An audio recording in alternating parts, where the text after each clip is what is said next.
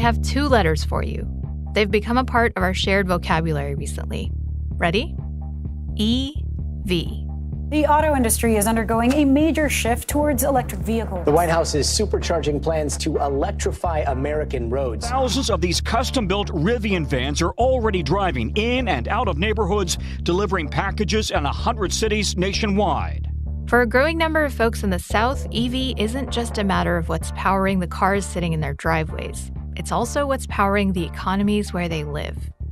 That's because in states like Georgia, Kentucky, and Tennessee, communities are getting ready to house huge EV manufacturing plants.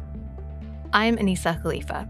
This week on the Broadside, we'll talk about one town in particular that's gearing up for a big EV bump and what it needs to be successful.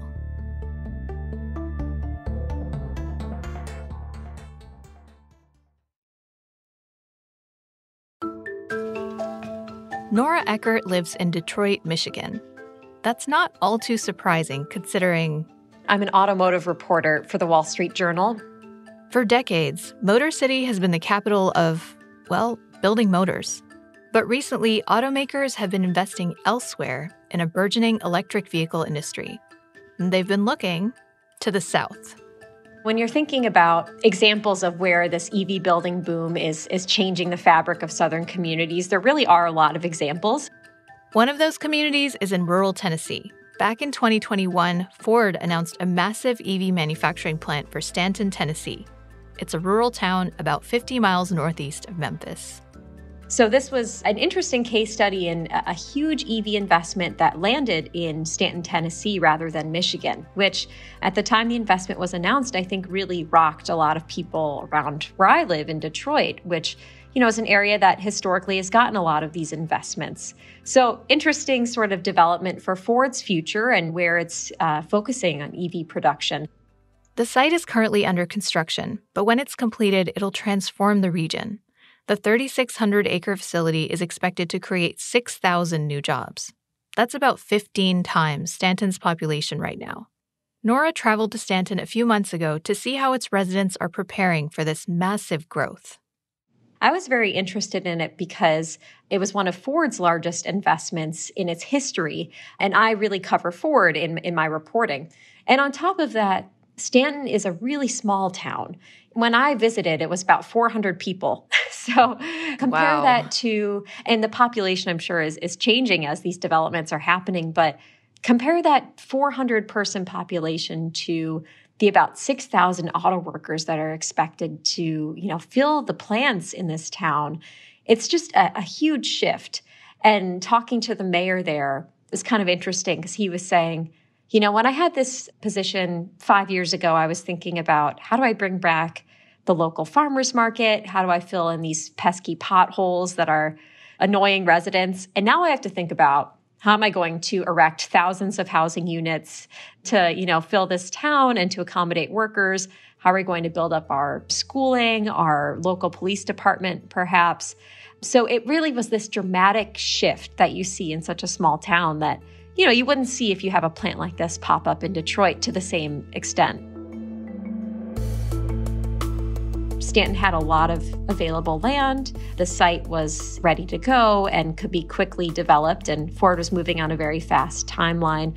Also, the Ford chief executive, Jim Farley, has said that the Tennessee Valley Authority was such a great provider of clean energy, and that was a huge thing when they're thinking about these massive EV and battery plants. You can trust it because it will be built here in this community. Because I know you're going to take pride in every single one you build and send out around the globe. And they've also cited the local workforce was ready to go, and they could recruit folks from around the Memphis area. There's a larger city nearby, and there's also folks in the surrounding areas around Stanton who were really eager to get this type of work.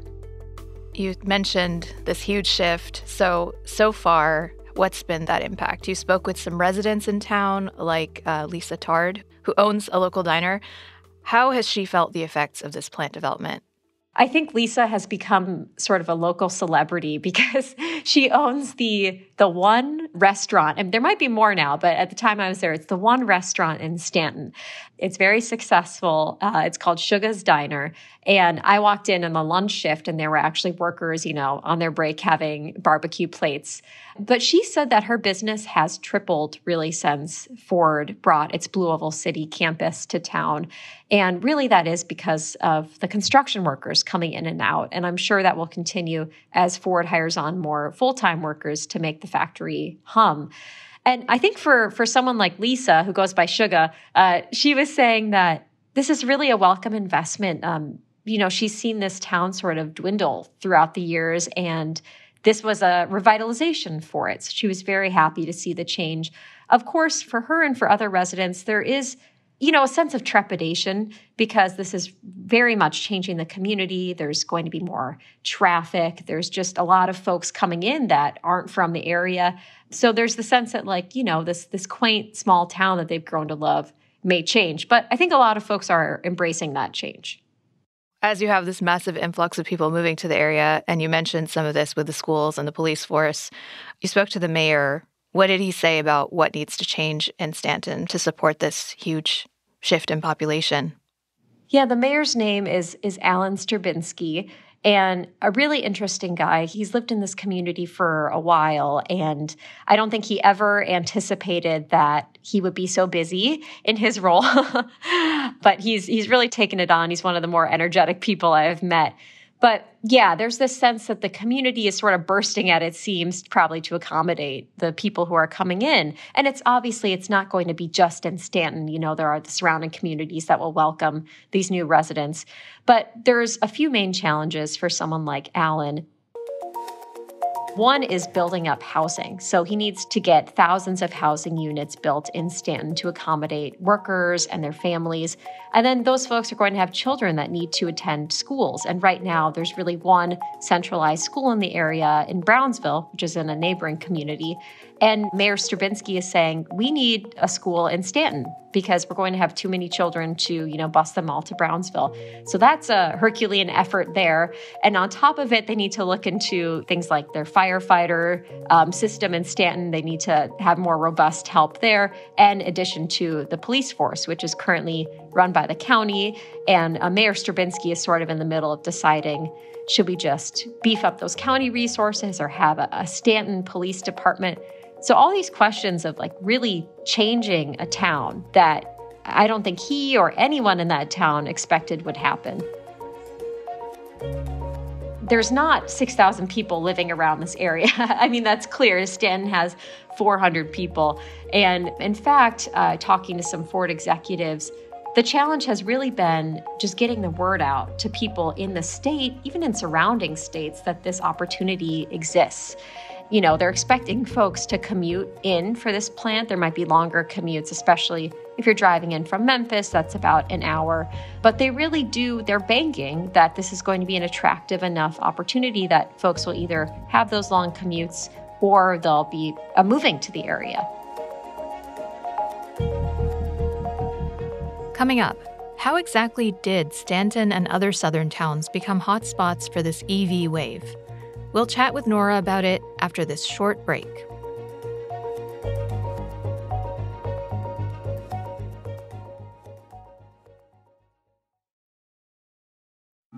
I'm Anita Rao, host of the weekly podcast Embodied. It's a show that no matter the topic dives into unexpected territory, like what it's like to first get an autism diagnosis as an adult, or how BDSM communities may change the way you think about kink.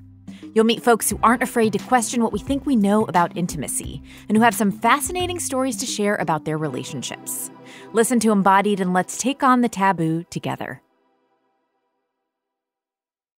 We're back with the Broadside. I'm talking with Nora Eckert, automotive reporter with the Wall Street Journal, about why the electric vehicle industry is, putting the pedal to the metal in the South. So Nora, what makes the South more appealing for manufacturers compared to the Midwest, where you are, which is historically known for its auto plants? Yeah, so, with this EV investment boom, there's a lot more money on the table in the auto industry than there's been in decades. And states are really fighting over this in a new way. And the South has won out on a lot of this investment for several reasons. For one, the South has a lot of available land, and these EV sites, these battery sites are massive. And these southern sites are often sort of built to be turnkey, meaning that automakers can get in and quickly start, building up the facility and producing vehicles. And really that is paramount because these automakers are racing against each other to get to market quickly.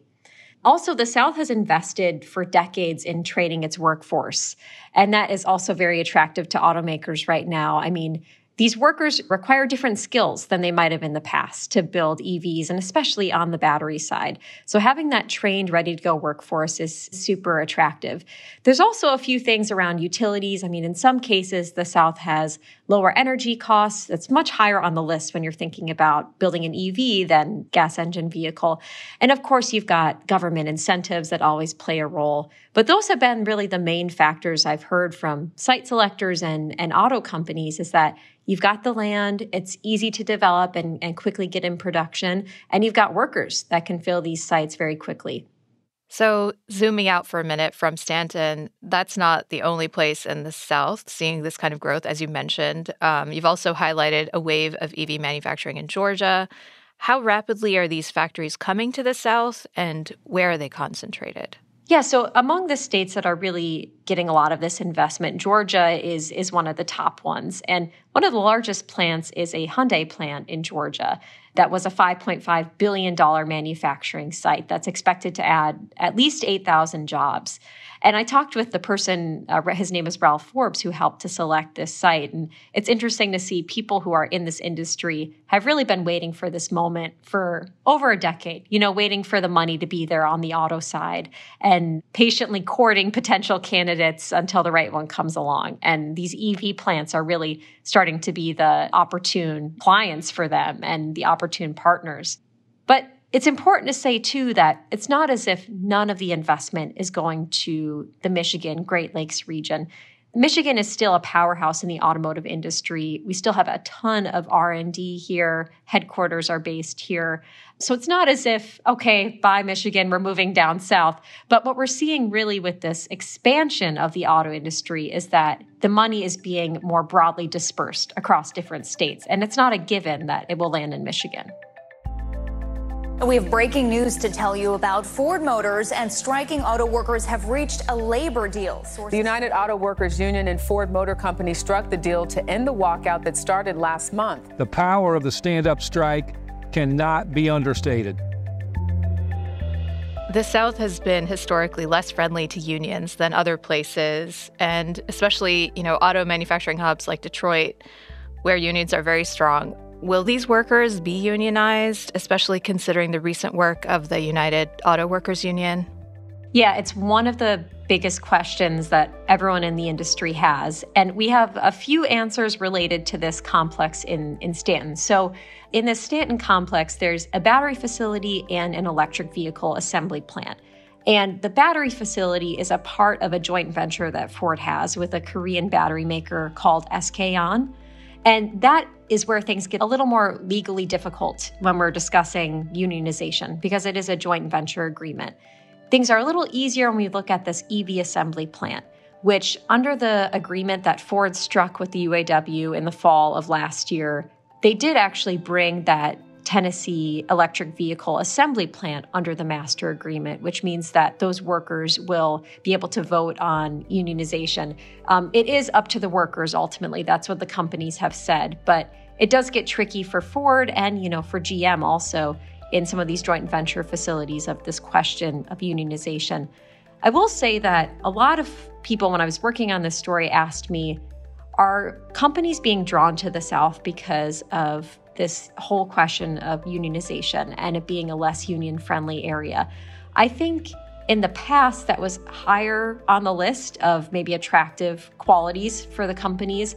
Now it really is about more of this available land, speed to market workforce. In fact, unions came up very little in my conversations with folks about why this southern migration is happening. So I thought that shift was very interesting. With all these, manufacturing stories, we always have, at least I always have the environmental impact in the back of my mind. And we've seen the environmental impact of manufacturing in other places. For example, the Flint water crisis, to go back to Michigan, was linked to water contaminated by industry, in part by car companies. So are locals concerned about how this new plant will affect their environment? It's interesting because I've definitely heard that concern in talking to people around other plants. I've actually heard folks around a Rivian automotive plant, which is an EV startup in Georgia, saying we're really worried about if this facility could contaminate a lot of farmers. So, drinking water, land. Of course, Rivian has said that it won't, and they're very committed to communicating that to the locals. I didn't hear much of that concern around Stanton. And it's notable because there are a lot of farmers around this area. I do think that Ford has been very conscious from the start about addressing this, and especially when it comes to the local water supply. They've been very on top of communicating with folks what they're doing, how they're doing it, how they're protecting the local community, because I think, a company as massive as Ford is aware of the perception of them dropping into this 400-person town and sort of transforming it in a way that only fits their needs. They're very vocal about not doing that. So that's been interesting to observe, especially on the environmental side. So as things continue to develop, what are you going to be watching for most closely in Stanton? Well, with this whole subject, I think the biggest question is, will the demand be there for these EVs? So you've got billions of dollars going into these sites. You're transforming communities. You're recruiting workers. But what if the product you're making in these plants isn't, desired by customers? That's a huge what if. So that's really the collective bet that the industry has made, is that this will pay off. They're going to make these companies competitive in the future. But in the next few years, I think the other big question, just looking at these local communities, is, will the companies be able to recruit the workers they need to make these factories hum? But also, how are these towns going to adjust? Because when I talk to the locals who live in Stanton, at this point, it's sort of a hypothetical because the town hasn't quite been stretched to the point where it will be yet.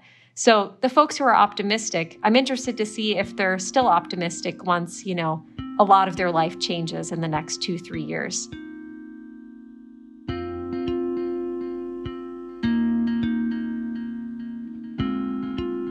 If you want to check out more of Nora's great reporting from Stanton, Tennessee, click the link in the show notes. This episode was produced by Charlie Shelton-Ormond. Our editor is Jared Walker. Thanks to Sean Rue and Al Wodarski for audio engineering support.